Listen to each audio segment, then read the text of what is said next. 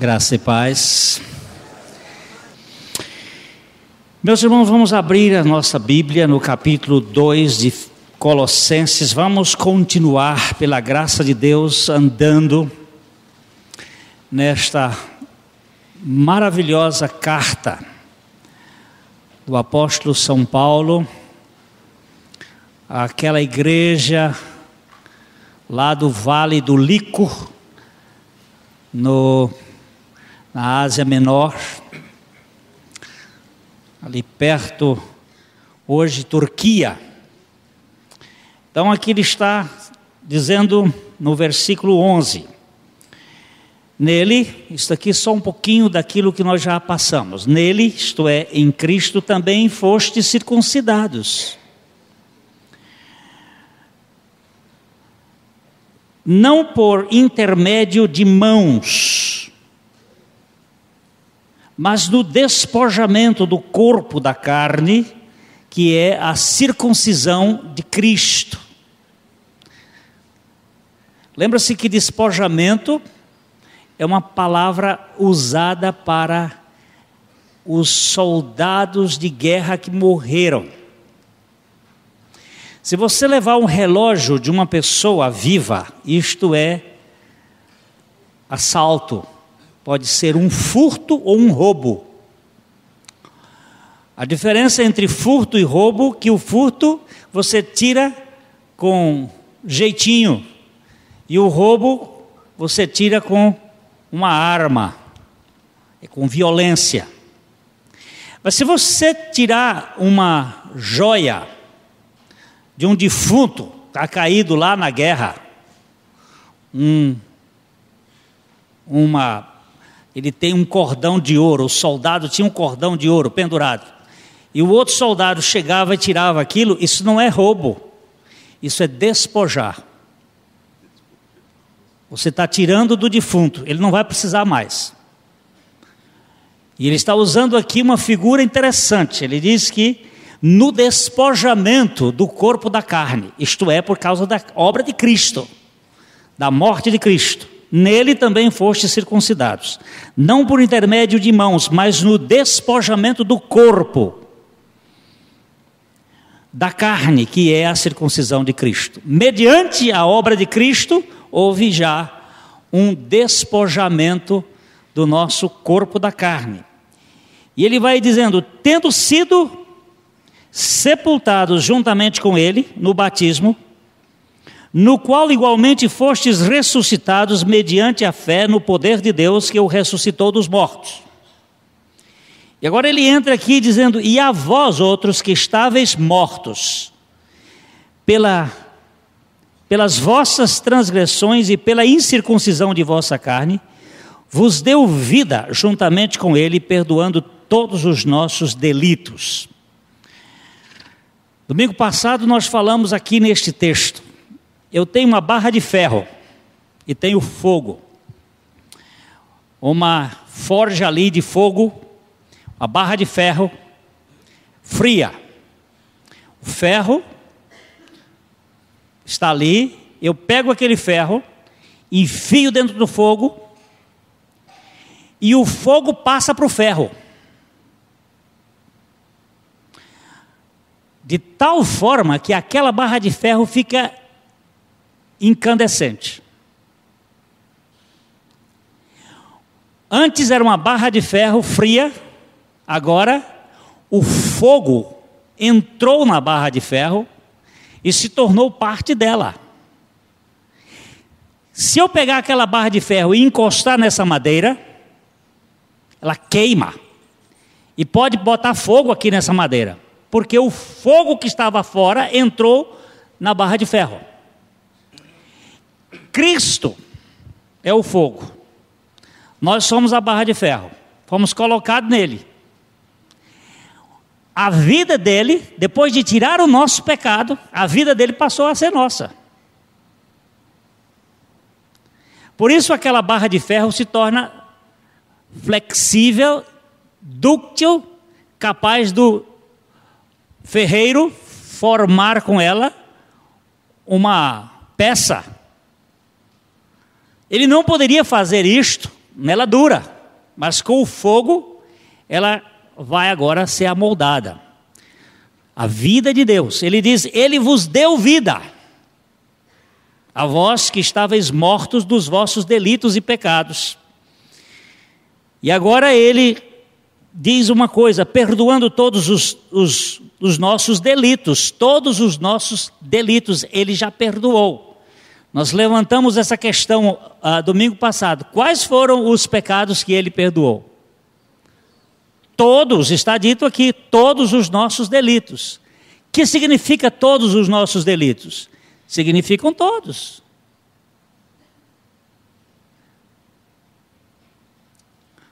Se eu tivesse recebido a Cristo agora com 62 anos, quer dizer que meus pecados teriam sido perdoados para trás e para frente. Ele perdoou todos os delitos. Eu tenho aqui comigo uma interpretação pessoal, que eu não devo mais pedir perdão pelos pecados, eu devo confessar o pecado. É uma questão pessoal. Quando eu confesso o pecado, eu vou simplesmente receber o perdão que ele já me deu. Ele diz assim, perdoai-vos uns aos outros, assim como Deus em Cristo vos perdoou. Não estou dizendo para ninguém não pedir perdão, pode pedir, se você quiser. Eu chego diante dele e digo assim, Senhor, eu pequei. Eu faço a confissão. Se confessarmos os nossos pecados, ele é fiel e justo para nos perdoar os pecados e nos purificar de toda a injustiça. Aqui a questão vai mais um pouquinho à frente. Ele diz, perdoando todos os nossos delitos, e agora entramos no versículo 14. Tendo cancelado o escrito de dívida que era contra nós, e que constava de ordenança, o qual nos era prejudicial, removeu-o inteiramente, encravando na cruz. Santo Espírito, eu sei que esse ministério é teu. Ninguém pode falar da tua palavra, se tu mesmo não vieres ungir, explicar, revelar. E é isso que nós estamos carecendo. Nós precisamos da tua manifestação nesta noite, para que em tudo o teu maravilhoso Senhor Jesus seja reconhecido, glorificado, exaltado, e nós sejamos edificados. Oramos no nome de Jesus. Amém. No livro de 2 Reis, no capítulo 4, vamos lá, há uma história interessante de uma viúva. Esta viúva, 2 Reis, capítulo 4, esta viúva chegou para o profeta Eliseu com um problema. 2 Reis, capítulo 4, começando com o versículo 1. E nós vamos até o versículo 7. Vamos andando aí devagarzinho, o pastor Thomas hoje vai nos ajudar na leitura. Certa mulher, das mulheres dos discípulos dos profetas, clamou a Eliseu dizendo: meu marido, teu servo, morreu, e tu sabes que ele temia ao Senhor. É chegado o credor para levar os meus 2 filhos para lhes serem escravos. Eu só quero parar um pouquinho aqui. A gente lendo a Bíblia assim, devagar, parando, às vezes dá um pouco mais. É como quem anda numa estrada de sol quente, aí você encosta numa marquise ou encosta debaixo de uma árvore para pegar um fôlego. Gosto de ler Bíblia assim. Certa mulher, quem seria essa mulher? Mulher era a viúva de um dos discípulos. Diz aqui há uma possibilidade que Joséfos, que foi um dos escritores do tempo de Jesus, um pouco depois de Jesus, ele diz que essa mulher aqui era viúva de Obadias. A tradição diz que ela era viúva de Obadias, aquele profeta de um capítulo só. Obadias é um profeta que falou contra Edom, porque Edom foi uma nação descendente de Esaú, os edonitas, e eles construíram a sua cidade. A cidade principal deles era Petra, aquela cidade construída na rocha, inexpugnável. É o símbolo da arrogância, o símbolo das pessoas que se bastam. Uma cidade toda ela, muralhas enormes. Eu tive a oportunidade de visitar lá na região da Transjordânia. Ainda hoje, os monumentos, aquela rocha, aquela catedral construída dentro da rocha, negócio fantástico. Povo muito orgulhoso, que fez o seu ninho na rocha como a águia, e que achava que era inexpugnável. Acha-se que a situação do profeta, o profeta teria morrido de uma situação de contradição. Ele, por causa dessa profecia, alguma coisa aconteceu com ele de perseguição, porque normalmente os profetas de Deus não tinham vidas longas, eram cerrados, eram postos dentro da fogueira, porque o profeta ele mexe na ferida. E esta viúva ficou com uma situação difícil, com dívidas. Naquela ocasião o sistema de crédito não era tão bom quanto hoje, mas também não tinha aquele de fazer fiscalização na vida do sujeito, como é que chama? Serasa, né? Mas ela estava numa situação difícil, não tinha o que pagar, e ela foi procurar o profeta, foi lá procurar o profeta de Deus, o profeta Eliseu. Continuamos. Eliseu lhe perguntou: que te hei de fazer? Dize-me, que é o que tens em casa? Ela respondeu: tua serva não tem nada em casa, senão uma botija de azeite.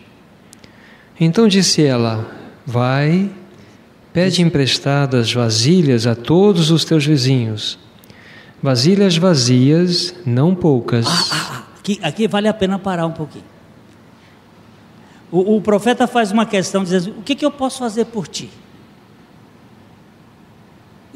Você veio procurar a pessoa errada. Eu também não tenho com que jeito de pagar. Mas ele perguntou: o que você tem em casa? Ela disse: eu tenho uma botija de azeite. Presta atenção nessa palavra, botija de azeite. Lembre-se que azeite na Bíblia é o símbolo do Espírito Santo.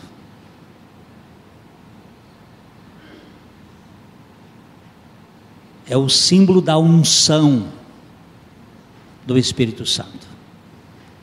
O que você tem lá na sua casa? Eu tenho uma botija de azeite. Ele diz: então você vai para casa, chama os vizinhos, procura vasilhas vazias, não poucas.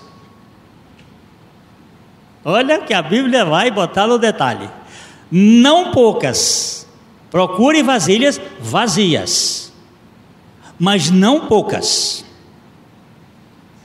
Vamos continuar, pastor Thomas.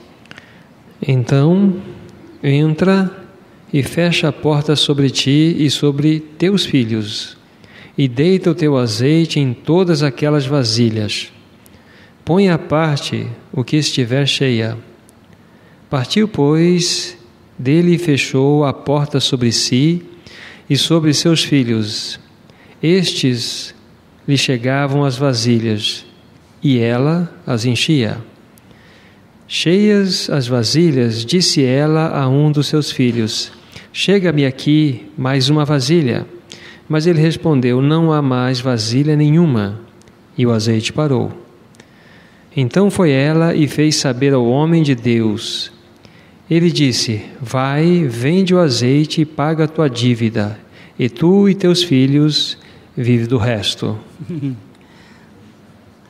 Vai lá, vasilhas vazias, não poucas, mas parece que não foi. Ainda tinha mais azeite, porque quando ela disse mais uma vasilha, acabou, não tem mais vasilha, pronto. O milagre tem um momento, ele para. Quando? Quando não tem mais o que encher, não tem derrame, não tem excesso. Parou, vai, vende esse azeite, paga a tua dívida e vive com o resto. Dívida é maldição. A Bíblia diz que quando o povo de Deus estava entrando na terra prometida, o Senhor disse assim: olha, não peças emprestado, porque se você pedir emprestado, você vai ser rabo. Mas se você emprestar, você vai ser cabeça. O povo judeu segue isto à risca. E hoje, o dinheiro do mundo está nas mãos do judeu, porque eles não pedem emprestado, mas eles emprestam, e emprestam a juro, e ficaram ricos com o juro do mundo. Mas judeu não tem dívida, pode ter dúvida, mas dívida não. Eles também têm pouca dádiva, mas dívida eles não têm. Dívida é maldição.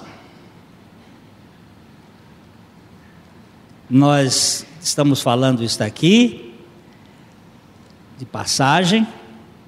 Nós precisamos pedir ao Senhor que nos tire de todas as dívidas. Se você tem dívida, você vai levar de 5 a 7 anos para sair delas. Mas no dia que você sair, faça uma festa, chame os amigos e celebre com um bom bacalhau. E posso me convidar que eu estarei lá para celebrar com você. Hoje não tenho mais dívidas. É possível viver sem dívida neste mundo? É. Menos ambição e mais disciplina. Mas aqui nós temos uma dívida cancelada. E a palavra de Deus disse: tendo cancelado o escrito de dívida que era contra nós, que constava de ordenança, o qual nos era prejudicial, removeu inteiramente, encravando-o na cruz. A dívida não pode ser perdoada, ela tem que ser paga. A justiça de Deus exigia que esta dívida fosse paga. Deus não pode passar por cima da sua justiça, mas a sua misericórdia, ao pagar a dívida, Ele comutou-nos. Ele tirou de sobre nós a responsabilidade de nós pagarmos. Ele cancelou a dívida depois de tê-la pago. A dívida foi paga. Qual era o preço da dívida? Qual é o preço, qual é o salário do pecado? A morte. Ele pagou. E ele cancelou a dívida. De tal modo que hoje já não somos mais devedores. Não precisamos viver mais debaixo da dívida. Quem fez isto? É a misericórdia do Senhor. Davi, quando cometeu um pecado, que trouxe outro pecado, porque um abismo chama outro abismo ao ruído das suas catadupas. É assim que um pecado vai chamando o outro. Davi chegou-se para o Senhor no Salmo 51, versículo 1. O Salmo 51, 1, ele faz um pedido, e o seu pedido é de compadecimento. Compadece-te de mim, ó Deus, segundo a tua benignidade, e segundo a multidão das tuas misericórdias, apaga as minhas transgressões. Davi usou a palavra compadecer. Sabe o que significa essa palavra? Padece comigo, sofre comigo. Compadecer é aquele que experimenta a dor do que está com dor. E sabe qual é a coisa que compadece a dor do outro? É a misericórdia. Por isso que ele orou certo. Ele disse: compadece de mim, ó Deus. Ó Deus. Forma vocativa, chamando para perto. Ó Deus, segundo a tua benignidade, segundo a multidão das tuas misericórdias, apaga as minhas transgressões. Ó Deus, eu tenho uma dívida, minha dívida é impagável. Compadece-te de mim, Senhor. Eu não posso pagá-la, ela é muito grande. Lembra-se que Jesus contou a história de um homem que devia uma fortuna para outro, mas ele foi e pediu aquele outro, capítulo 18 de Mateus, depois você lê em casa, nós não vamos, para não nos envolvermos com detalhes, mas ele foi e pediu para perdoar, o seu patrão perdoou, e ele tinha um outro que lhe devia uma quantia pequena, irrisória, diante daquela fortuna. Alguns calculam que a dívida daquele camarada era de mais ou menos 60 milhões de dólares, e o outro devia 100 dólares. Ele devia 60 para um determinado pessoa, e outro que devia para ele devia 100. E aquele perdoou os 60 milhões de dólares, porque ele pediu, e pela misericórdia ele perdoou, mas aquele que devia uma bagatelinha, ele sufocou, pegou pelo colarinho, apertou e disse: eu não lhe perdoo até que você me pague o último centavo.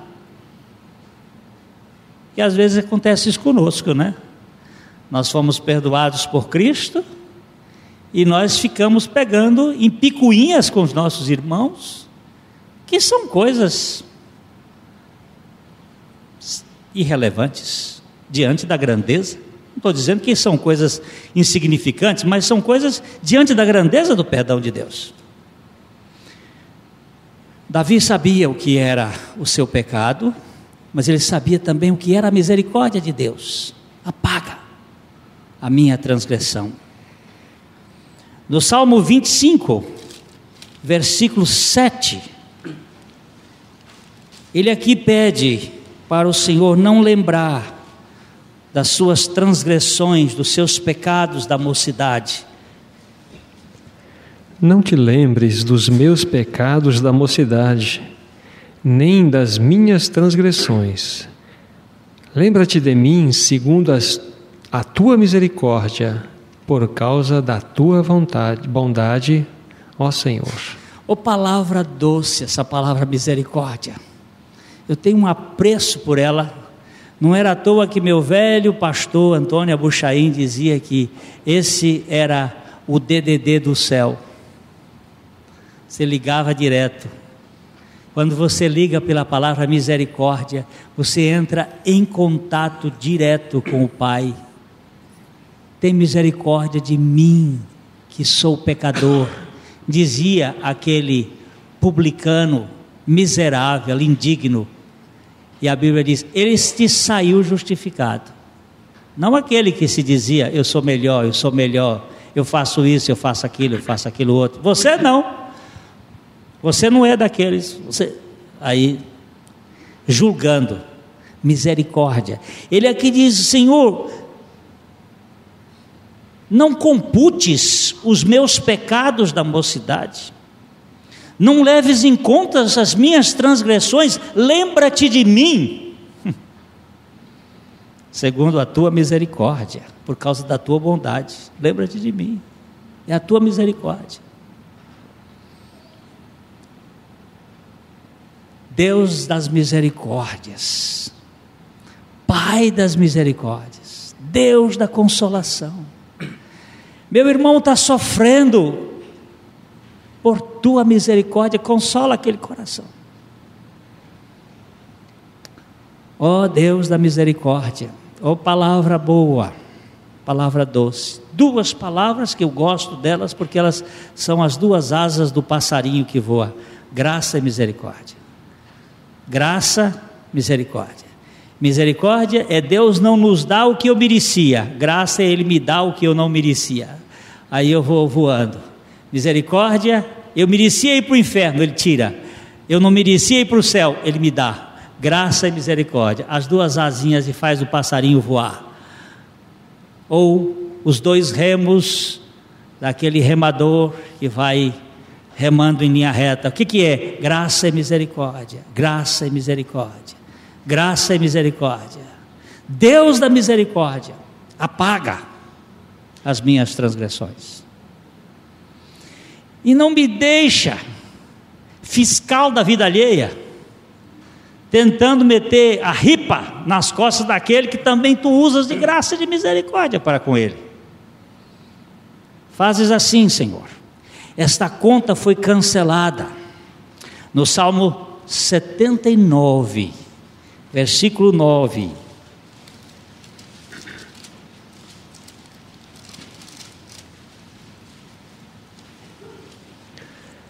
Assiste-nos, ó Deus e Salvador nosso, pela glória do Teu nome.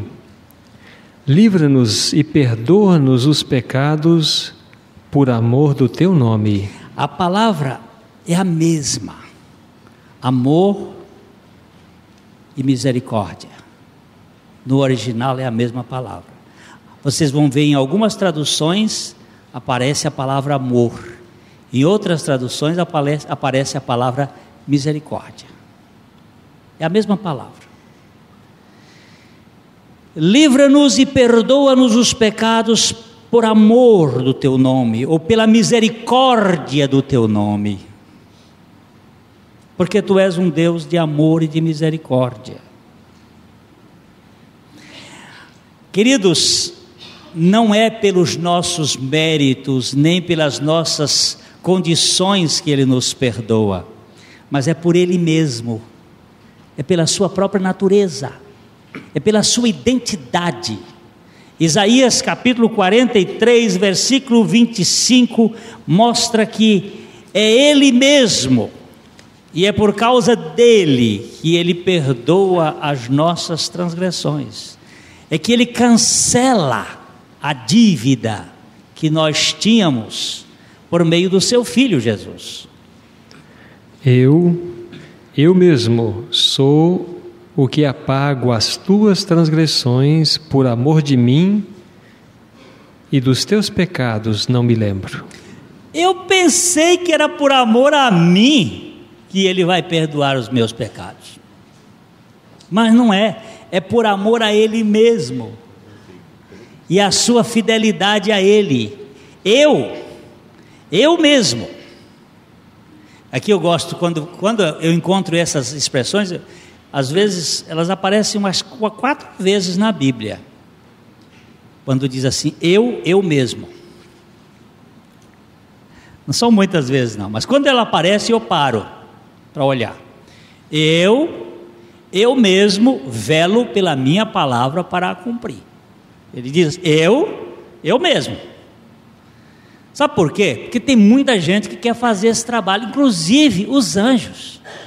E tem uns anjos por aí, que eles são especialistas em camuflagem. O principal deles, que é o mais bonito, que não tem rabo nem chifre, muito bonito. O nome dele é até muito insinuante. Hoje de manhã eu falei sobre isso. Lúcifer, cheio de luz. Ele costuma vir muito enfeitado. Ora, já morreu e nem vai sair mais o Clóvis Bornai nas suas vestimentas. Não se veste nem metade, como dizia lá na minha terra, nem a terça metade do que é a beleza de Lúcifer. Ele é lindíssimo, e ele vem vestido de anjo de luz, e às vezes ele entra na igreja, e ele dá coisas especiais às pessoas, até dons, sabia? Até dons, coisas assim que às vezes vocês pensam que diz assim,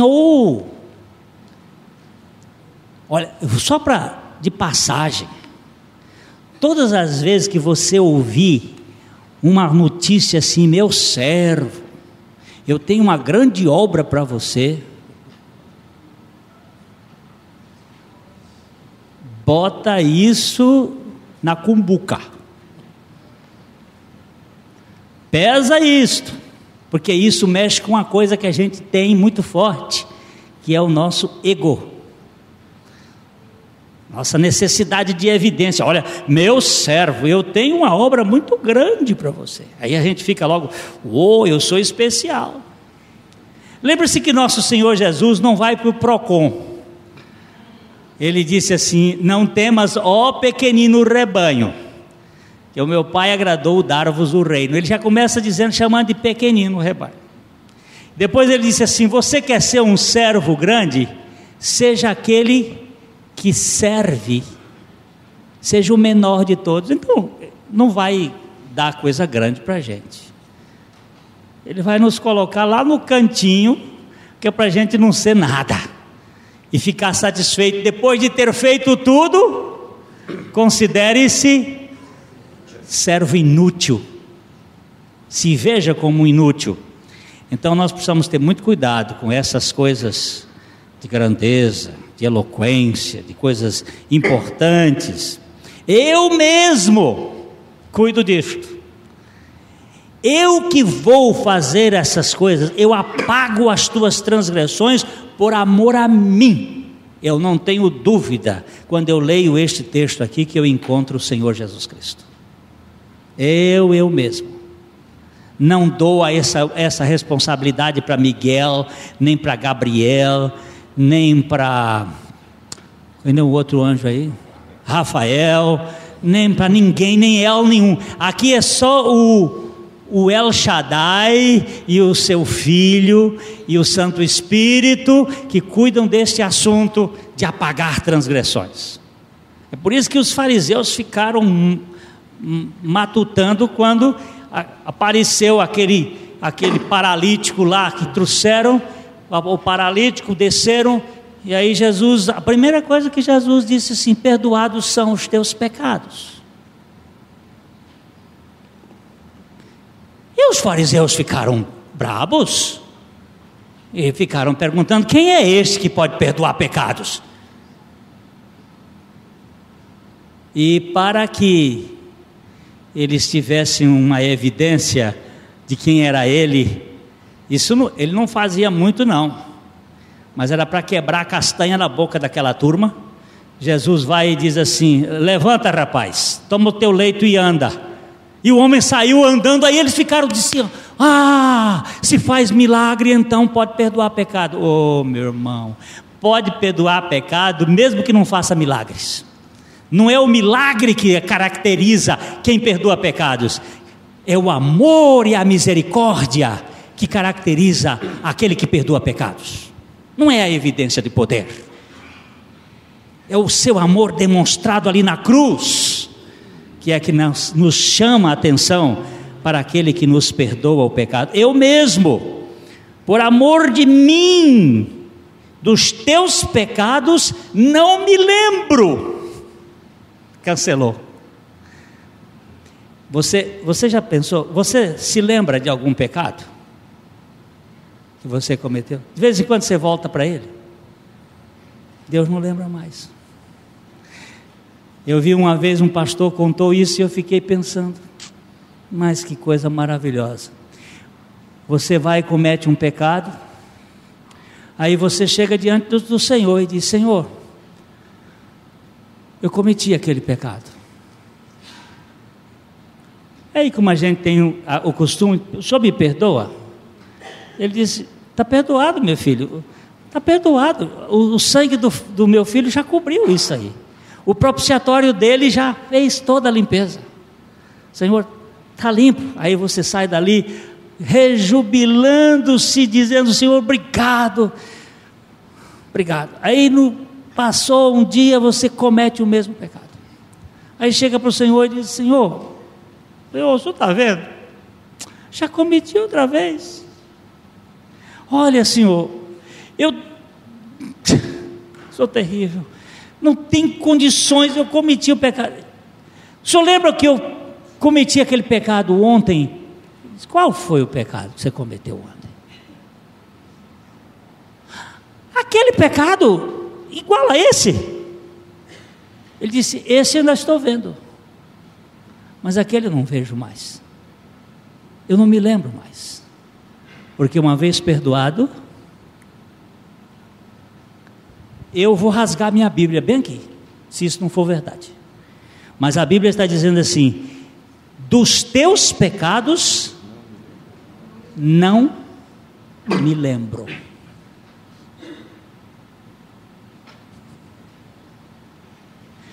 Não quero dizer que Deus tem amnésia.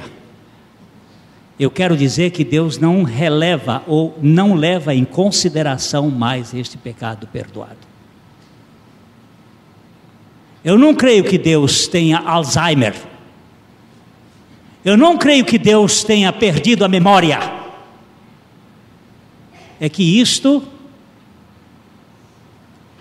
não é mais considerado. Eu tenho mais um texto nesse aspecto, em Miqueias, capítulo 7, versículos 18 e 19.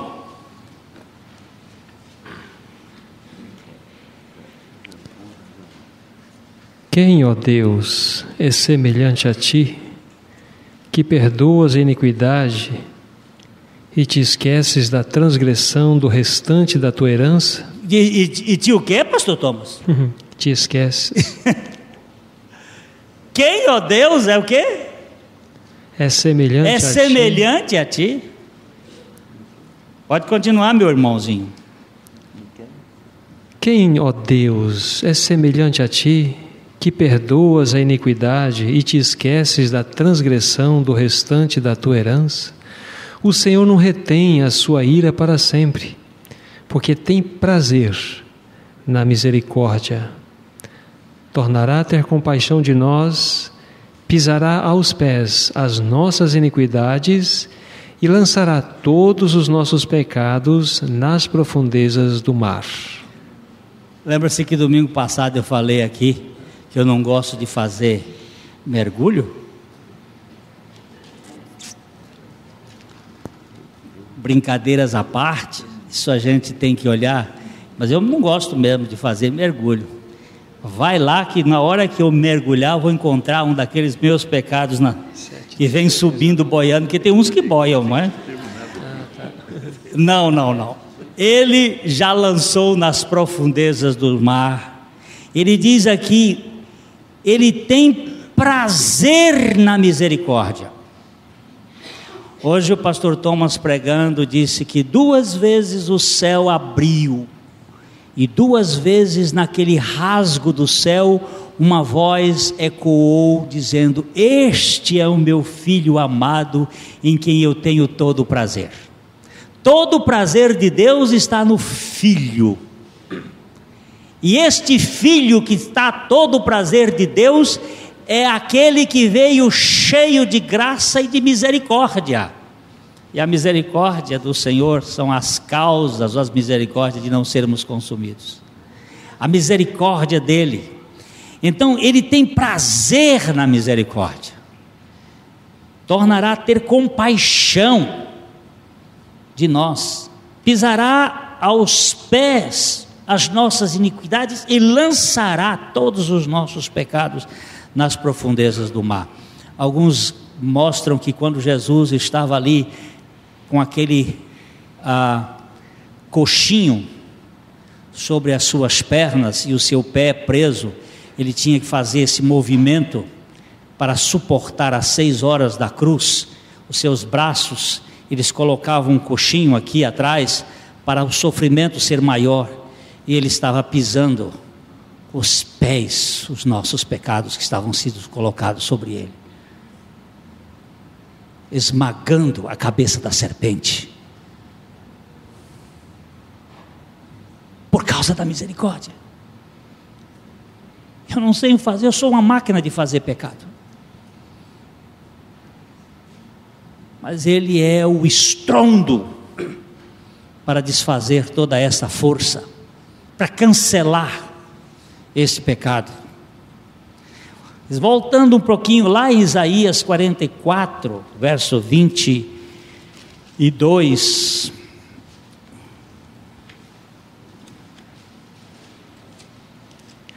desfaço as tuas transgressões como a névoa e os teus pecados como a nuvem. Torna-te para mim, porque eu te remi.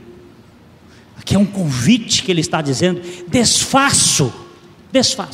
Quais são os teus pecados? Muitos. Nós temos 3 áreas pecaminosas: o nosso corpo, os pecados da carne, os pecados do espírito, os pecados da alma. Desfaça os teus pecados como a névoa, as tuas transgressões como a névoa, e os teus pecados como a nuvem. Subiu.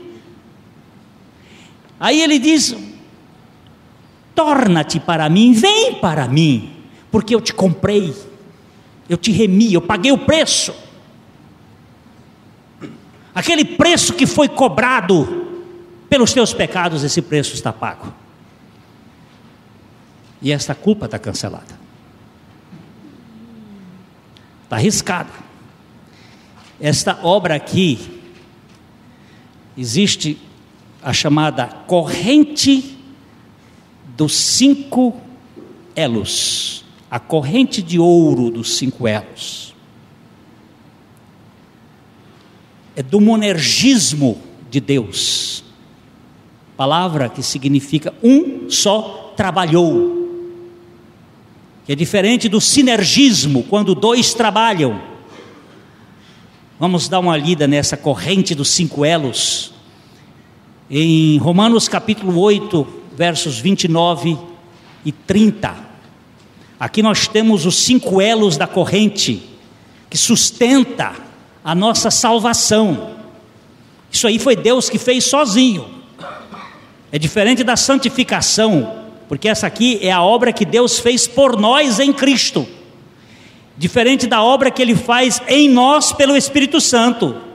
A santificação é a obra que Deus faz em nós, através do Espírito Santo, por meio da vida de Cristo.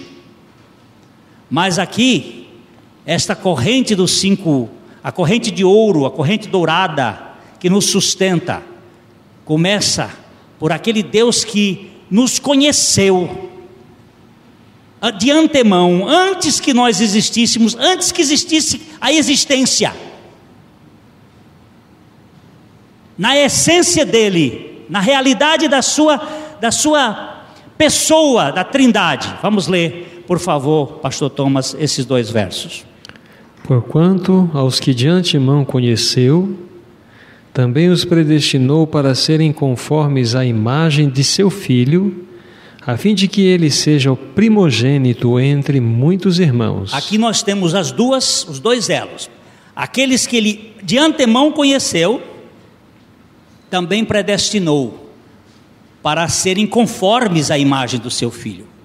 Ele nos conheceu e nos predestinou. A terceira corrente, terceiro elo.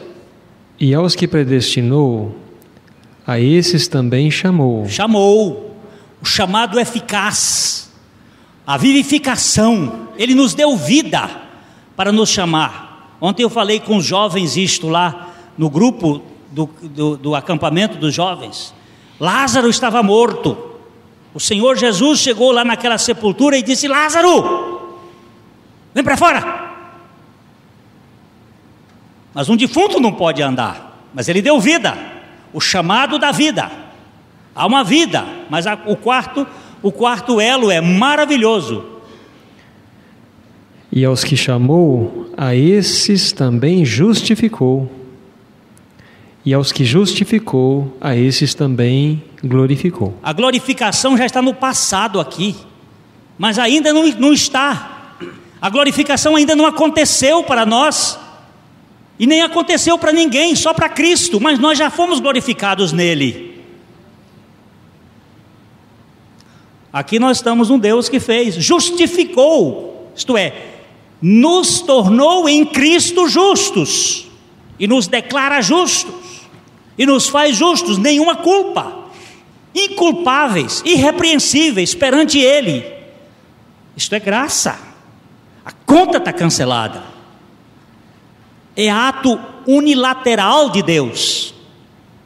Veja bem o que eu vou dizer: Deus não me perdoa porque eu me arrependo, Ele me perdoa para que eu me arrependa. Porque se Ele me perdoasse na base do meu arrependimento, não seria graça. Mas porque Ele me perdoou em Cristo, justificando-me, eu posso agora me arrepender, por gratidão e por graça. É Ele que faz a obra. Esse é o lado monergista de Deus. Eu desfaço as tuas transgressões como a névoa. Estava todo o Velho Testamento apontando como profecia daquilo que ia acontecer no Calvário em nosso favor, para cancelar aquela dívida que era contra nós, e que Jesus pregou lá na cruz e disse assim: ó, está riscada, está anulada, está paga. Você vai pagar o quê se Ele pagou? Mas quem disse que entra? Porque domingo que vem nós vamos falar um pouquinho dos cobradores. Eles perderam o emprego, só que tem muita gente que ainda está dando emprego para eles. Não tem mais carteira assinada, foi mandado embora. Você está recebendo na casa. Eu vou contar hoje, mas vou contar domingo de novo. A menininha de 7, 8 anos lá no avivamento de Keswick, ela deu um testemunho quando disse assim, foi falar na frente daquela congregação linda, de muita gente. Ela disse assim: quando o adversário vem cobrar a conta, eu digo para ele: meu irmão mais velho já pagou, vá e se encontrar com ele e cobra dele. Tem gente ainda querendo pagar a conta que já foi paga. Tem gente fazendo penitência, fazendo jejum, greve de fome para pagar a conta. Sacrifícios que não têm sentido. Essa conta está paga. Nós estamos falando só do lado da justificação, o lado monergista do perdão. Esse perdão já foi dado. Por que ele foi dado? Lá em Zacarias capítulo 13, versículo 1. Vamos correr que é para deixar vocês ir embora para casa. Naquele dia haverá uma fonte aberta para a casa de Davi e para os habitantes de Jerusalém, para remover o pecado e a impureza. Que fonte é esta que está aberta lá na casa de Davi para remover o pecado e a impureza? Que fonte é esta? Existe uma outra fonte que perdoe pecado, além das chagas que desceram todo o sangue? Não existe, irmãos. Não existe. Não existe pecado purificado por outro método. Não existe reencadernação de gente que vai aí tentando por evolução melhorar de batráquio até chegar a gente. Porque está uma ideia de que você vai por uma evolução excessiva. Quando você não é muito adequado aqui na terra, você volta para ser mosquito. E de mosquito pode virar batráquio, de batráquio você vira réptil, e de réptil você vai virando e até virar a gente outra vez. Para evoluir, isto não cabe.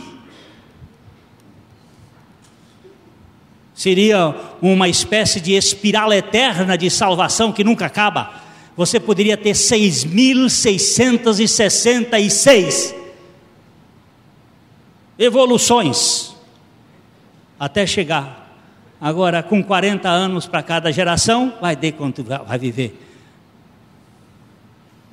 Se a geração de Abraão até agora não chegou a 400, ou 400 e pouco,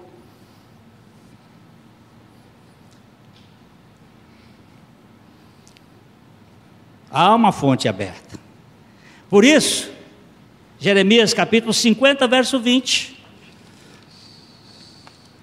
ele diz: vão buscar a iniquidade em Israel, mas não vão achar, porque a fonte já limpou. Naqueles dias e naquele tempo, diz o Senhor, buscar-me-á a iniquidade de Israel, e já não haverá. Os pecados de Judá, mas não se acharão, porque perdoarei aos remanescentes que eu deixar. Há um fato histórico que ele está se referindo no tempo da libertação, mas também há um fato, toda profecia ela tem um lado que cumpriu-se num momento, mas ela tem um lado futuro. E ele está dizendo daqui, naqueles dias e naquele tempo, diz o Senhor, buscar-se-á a iniquidade de Israel, e já não haverá. E os pecados de Judá, mas não se acharão. Por quê? Porque perdoarei os remanescentes que eu deixar. Eu perdoarei.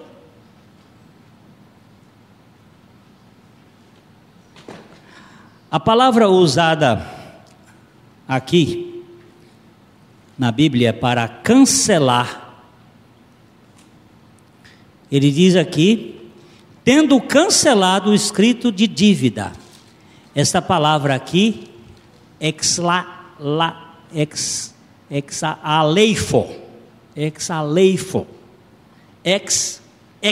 para fora, limpar. Aleifo é a gordura que caiu do azeite que manchou a roupa.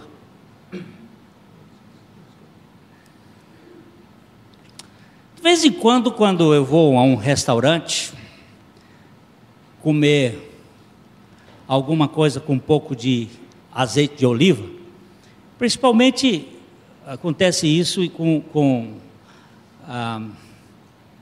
macarrão. Você vai aqui um pouco mais afoito, enrola e dá aquela puxada e ele cai aquela gordura em cima da sua camisa. Um dos bons tratamentos é imediatamente sabonete, esfrega o sabonete em cima, seco, esfrega o sabonete ali. Mas outro bom é talco, joga o talco em cima,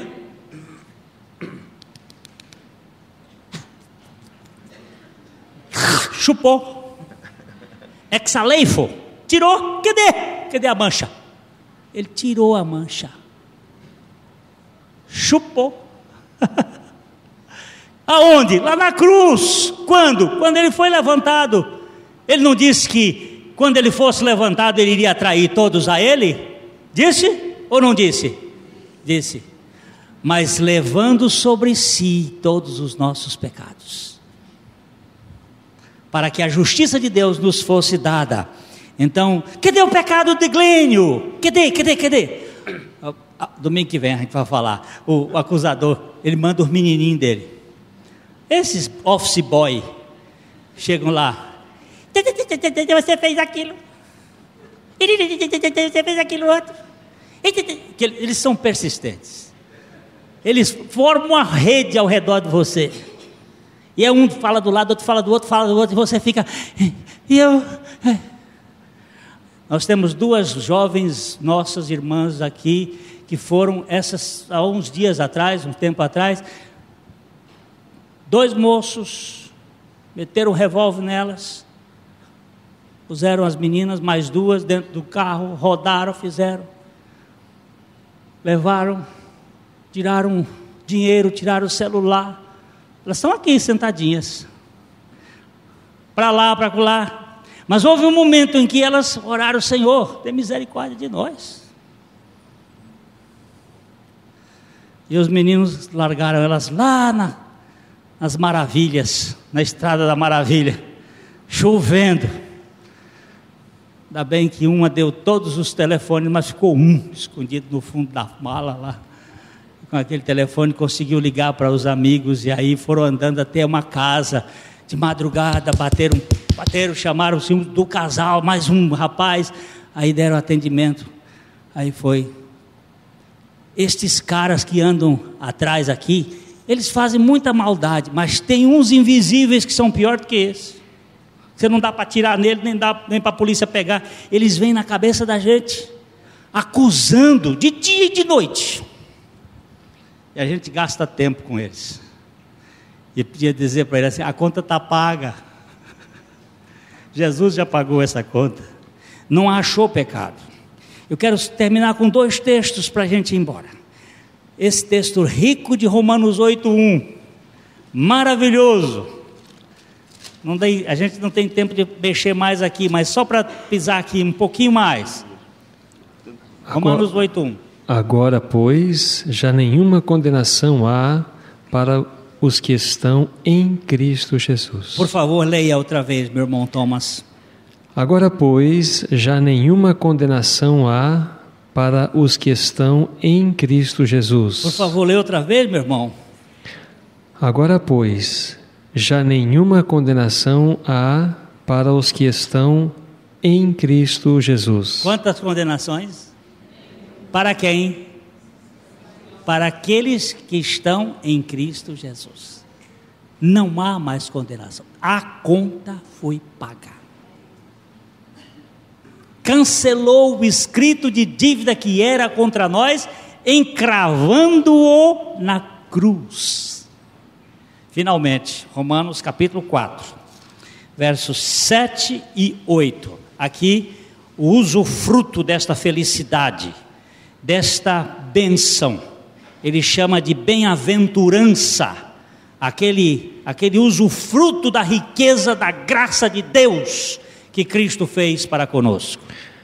Bem-aventurados aqueles cujas iniquidades são perdoadas e cujos pecados são cobertos. Bem-aventurado o homem a quem o Senhor jamais imputará pecado. Oh, meu Deus! Bem-aventurados, felizes são aqueles cujas iniquidades são perdoadas e cujos pecados são cobertos. Por favor, entenda que aqui não é pecados encobertos, é pecados cobertos. Isto é, existe uma cobertura para essa dívida. Alguém pagou a dívida, cobriu. Quanto é que você devia? Eu devia o mundo inteiro, porque uma alma vale mais do que o mundo inteiro, e o Criador do mundo deu a sua vida por minha alma. Isto eu quero voltar a falar com esta igreja, porque às vezes nós estamos perdendo de vista o valor das almas, por causa de valor de patrimônios e de coisas. As pessoas são mais importantes do que todos os monumentos do mundo, e Deus em Cristo pagou este preço por você e por mim, que somos indignos. Nós precisamos verificar isto com clareza, com muita clareza e sem medo. O preço foi pago. Bem-aventurado é o homem cujas iniquidades são perdoadas e cujos pecados são cobertos. Não é estarão, ou foram, mas já são. Bem-aventurado é o homem a quem o Senhor jamais, nunca imputará pecado. Por quê? Porque Ele já nos imputou a justiça de Cristo. Cristo levou os nossos pecados e imputou a sua justiça. E que conta é essa? A conta está cancelada. Turma do Procon, vai dormir, porque minha conta está paga. Queridos irmãos, nós precisamos ganhar luz na revelação da palavra de Deus. Eu tenho visto muito crente aí, borocochô. O que você tem? Lá em Cascavel, num dia de uma celebração da ceia, a irmãzinha chegou, empurrou a ceia de lado. Na hora de comer o pão e o vinho, beber o vinho, puf. Eu olhei aquilo, eu digo, ai, que negócio é este? Mas eu não tenho nada a ver com a vida dos outros, mas tenho, como ministro da palavra de Deus, tem que ir logo. Meu irmão, por que a senhora não quis tomar? Porque eu estou em pecado. A senhora quer despecar agora? A senhora quer fazer um pagamento especial do seu pecado? Ou a senhora quer voltar-se para o Salvador que já fez isso e dizer para Ele, Senhor, não, mas isso é muito pouco. Se confessarmos os nossos pecados, a Bíblia diz isto, ela não diz se você penitenciar-se, se você ficar a noite toda orando até arrancar o couro do joelho. Não, diz se confessarmos os nossos pecados, Ele é fiel, ainda mais outra, e justo, para nos perdoar os pecados e nos purificar de toda injustiça. E Ele não nos quer vivendo no pecado. Eu não posso dizer que eu não peco, mas Ele não quer que eu viva no pecado. Ele quer que eu viva na santidade da sua pessoa. Conta paga. Depois a gente caminha mais. Que Deus nos dê graça. Acho que não precisa nem cantar mais não, né? Está até de madrugada, né? Irmãos, a palavra de Deus é viva. Você esteja intercedendo por os seus irmãos e pedindo a Deus que guarde, e intercedendo por este país. Meu Deus, guarda o nosso país. Tem misericórdia dessas autoridades. Tem misericórdia desse país. Guarda-nos no teu nome santo. E faze-nos bênçãos nesta hora tão difícil em que estamos vivendo. Deus guarde cada um de vocês e a mim também, no poder do Espírito Santo. Amém. Livraria PIB Londrina. A Livraria PIB Londrina procura selecionar cuidadosamente seus títulos e autores a fim de oferecer conteúdo alinhado com o Evangelho de Jesus Cristo.